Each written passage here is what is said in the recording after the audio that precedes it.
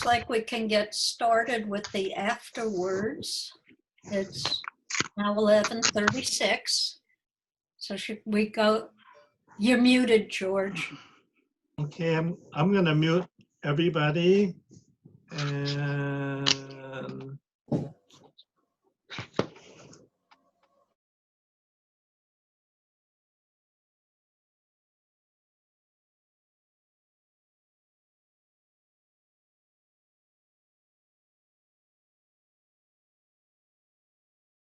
I'm sorry. I guess Jan can mute herself. Okay, ready. You want any questions from the chat that you might want to start first with Jan that we haven't done yet? Somebody asked about information on music and cochlear implants, and will the tinny sounds go away?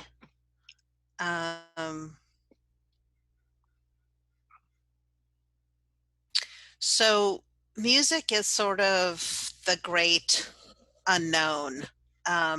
People generally don't love the way music sounds through their cochlear implant. Some people have no issue at all with music, but the vast majority of people say music does not sound like it did before, and it doesn't sound as natural and as rich. Some people have difficulty identifying the instruments that they hear. So, getting a cochlear implant for the purpose of enjoying music is not wise.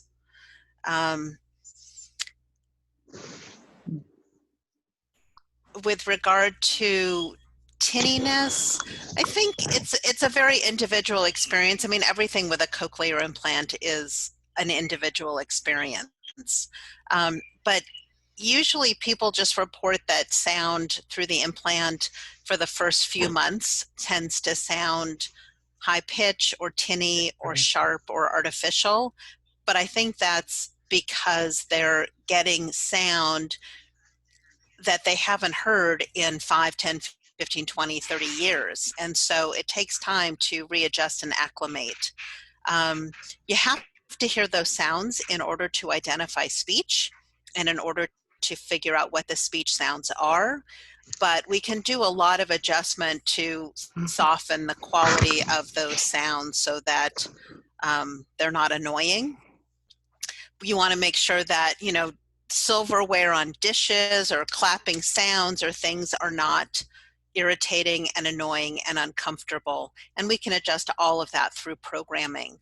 The most important thing is that if you do get a cochlear implant, you have to exercise patience, you have to practice your listening, but you also need to let your programming audiologist know if there are sounds that are uncomfortable or disturbing in any way so that we can adjust for those. We have a fair amount of control over the loudness of sound and which sounds, but we can't adjust, you know, your overall perception of sound. So if I sound like, I don't know, if I sound deep or high pitched, I can't always adjust for that.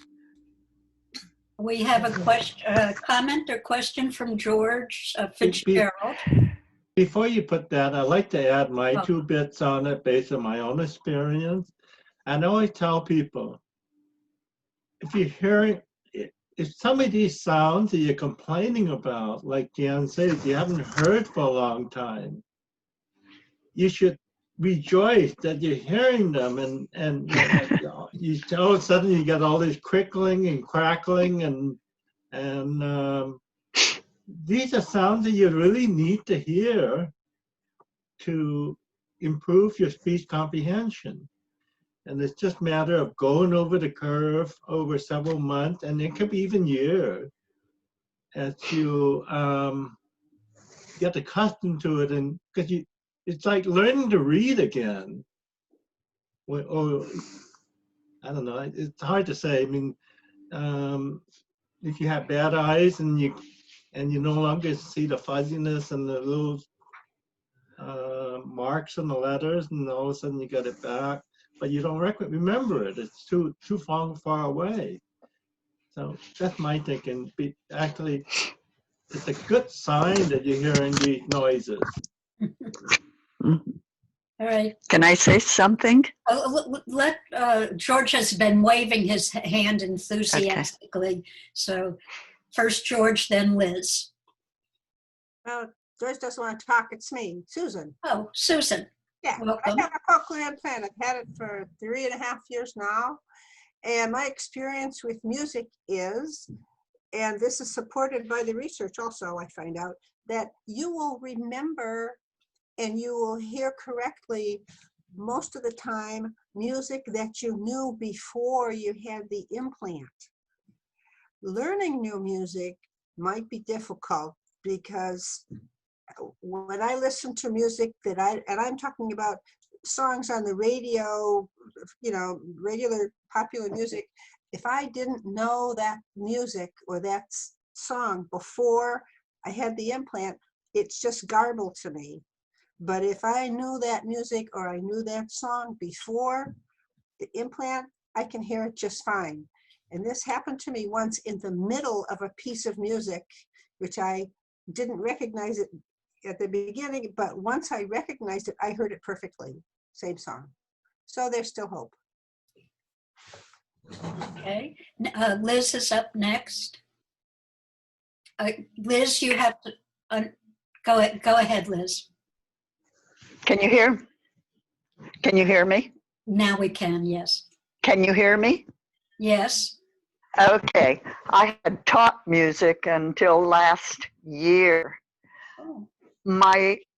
What a doctor said made me excited again. She said something about in combination with my hearing aids. I'm severe to profoundly deaf and have been for 40 years. But in combination with hearing aids, maybe I would have a better sound for music. Yes? Are you meaning that a hearing aid in one ear and a cochlear implant in the other ear might enable you to appreciate music better? Yes.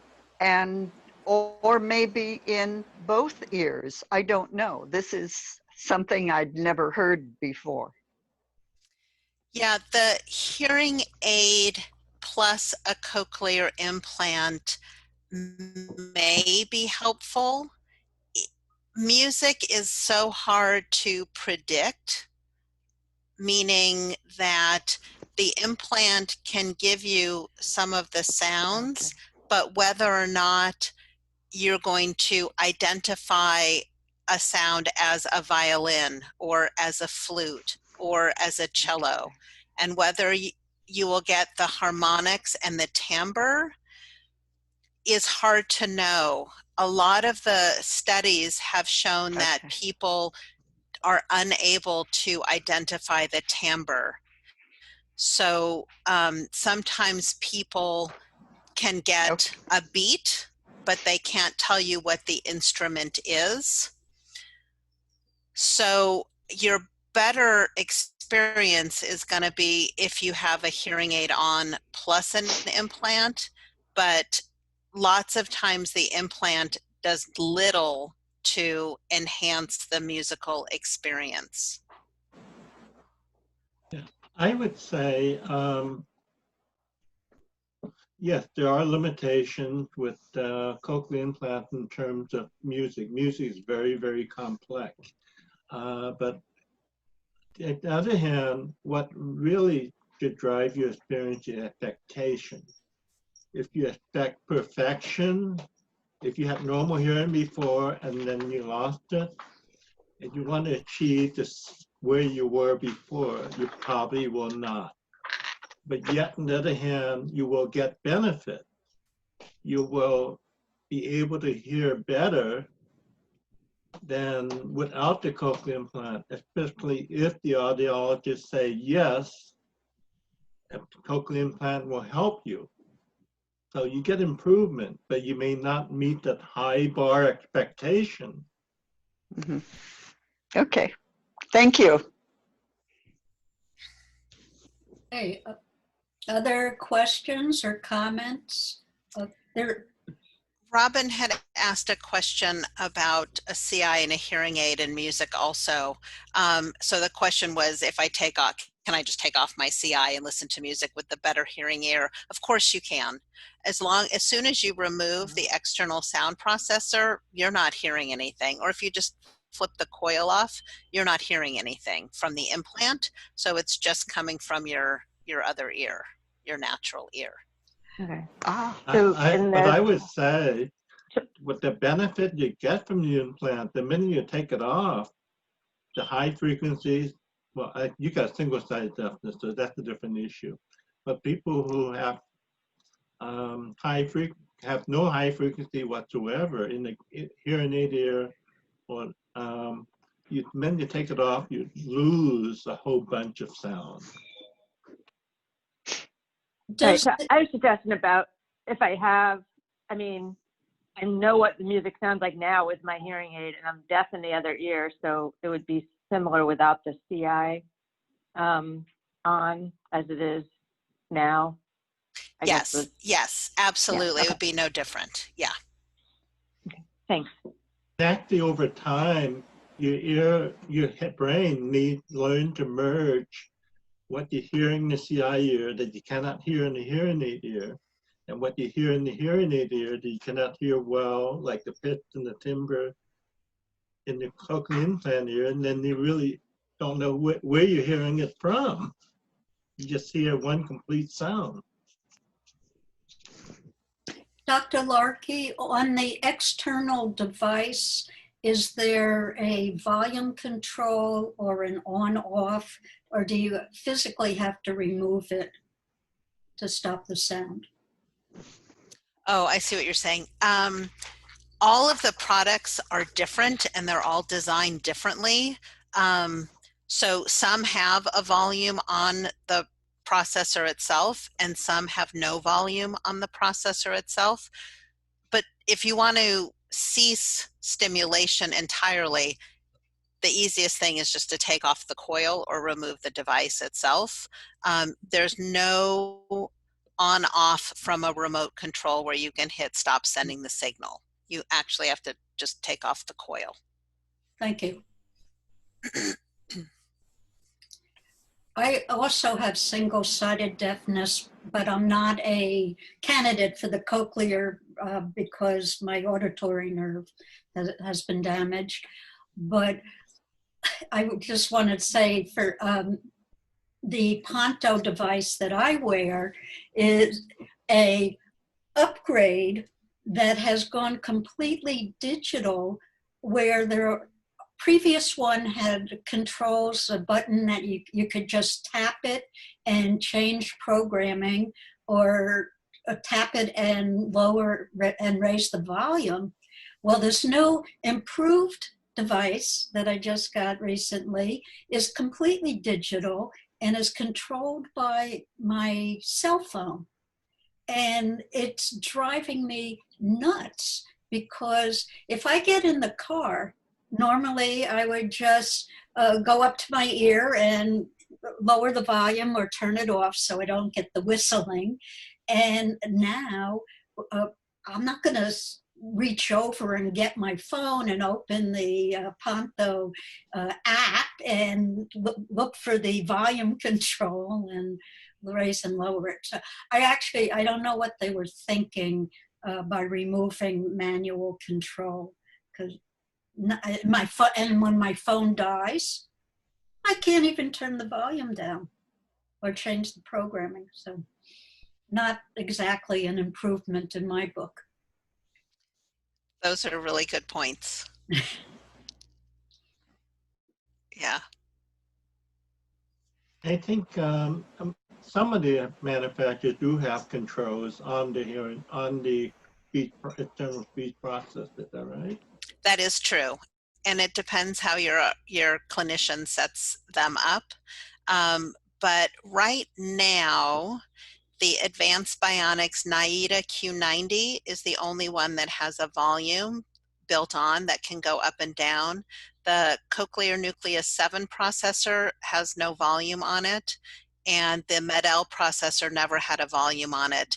And in general, it's because the systems are designed to operate within your hearing range and to make soft sounds audible, and loud sounds should never be uncomfortable. So you should always be operating within your, what they call a dynamic range. And so in theory, you should not need to adjust your volume. And the truth is, when people come in, they don't make changes. You know, they put it on, they don't know what program they're on, they've never changed their volume, they're good to go. So having volume can be nice at the beginning as you're adjusting and getting used to things, but the truth is that most people don't adjust things. Yeah, likewise. They when you first get them started, they'll set up like a music program, a noisy program, a quiet program. And as I advanced through the years wearing it, I stopped changing it. I find it's inconvenient. I just train my own brain to filter out the noises I don't want. Now, ideally, it's not perfect. I mean, there are, you're not going to say, not a normal hearing person, you still have a hearing loss. But then you find that switching programs, changing the volume doesn't actually provide you an improvement. Worth the trouble to change it. Well, I know with my Ponto device, the previous one had 3 programs, and you just tapped the device to cycle through them. One was for noisy environments and one-on-one. And the processor has gotten so much more sophisticated and so faster. That is a real improvement, because now the program, the device dynamically switches the programming as needed. So that's been a pretty remarkable. So the only objection I have to this new improved device really is that there is no manual control.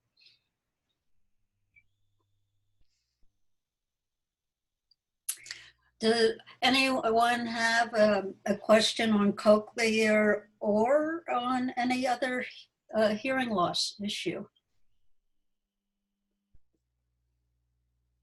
Okay. George is waving his hand. All right, Mr. George. As ever, the other George, right. This may be not a time too to think about, I just think this is great, doing the meeting this way. It's not as good as being first, of course, being in person. So, but this does give us an occasion to go through the summer on July and August. So I think we would like to know how the people who experienced this one, what would be your feedback on that? That's it.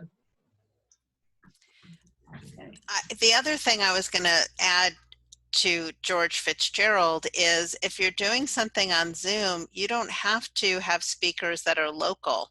You can have any speaker from anywhere that you're interested in, because they could all Zoom in. So you can think broadly about whatever topics you're thinking about for your group. Oh, you're referring to our presenter speakers, not your speakers on your computer. No. Okay. No airplane phase. Right. We can even go international if we think bit large enough. And of course, if any of our members have suggestions or ideas on speakers or topics, we were always interested in hearing from you.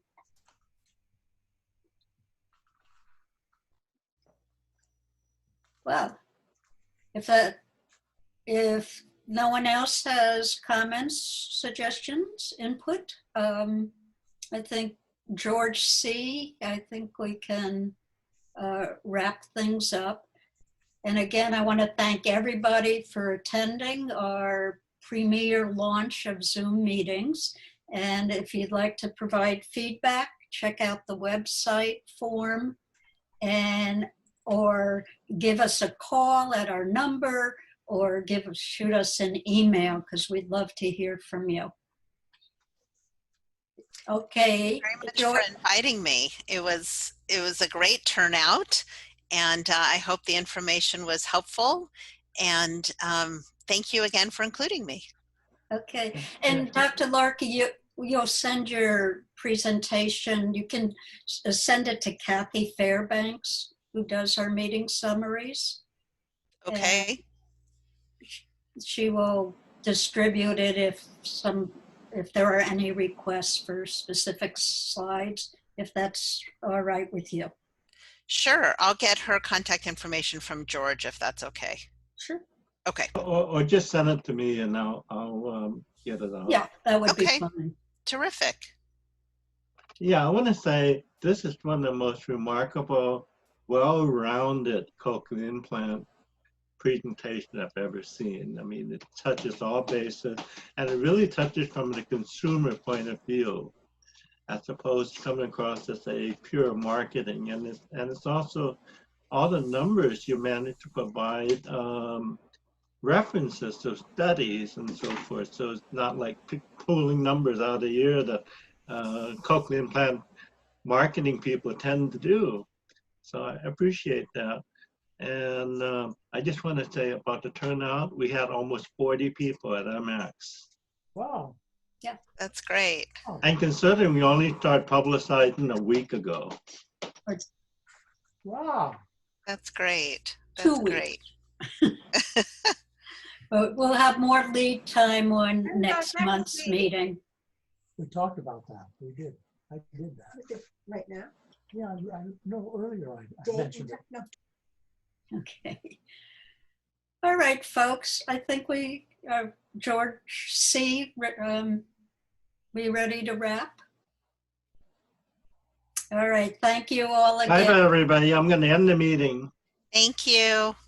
Ta-ta. Thank you. And thank you, Bye. Audrey, as ever, for being here to caption for us. Well, I want to work on improving the more lines we- showing up.